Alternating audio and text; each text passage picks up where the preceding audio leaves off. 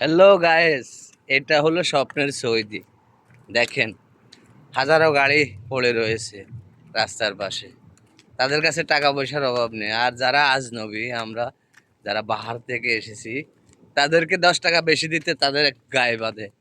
কেননা আমরা ফকিন্নি মিসকিন, তাই আমরা প্রবাসে আসছি। ফকিন্নি মিসকিন, তাই আমাদেরকে 10 টাকা দিতে তাদের মানে গায়ে বাঁধে।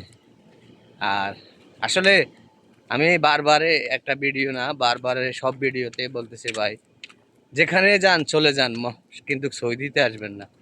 এখন সৌদিতে আসা মানে নিজের কপালে নিজে ছুরি মারা। কারণ যেই টাকা খরচ করে আসবেন আপনি 4-5 বছরে ওই টাকা উঠাইতে পারবেন না। তাই ভাই সৌদিতে আসবেন না। দেশে গরু কিনে গরু পালন, সেটা ভালো হবে। ক্ষেত খামার করুন, ভালো হবে। ছোটোখাটো ব্যবসা করুন, ভালো হবে। কিন্তু সৌদিতে আসবেন না, কারণ এখন সৌদির অবস্থা খুবই খারাপ।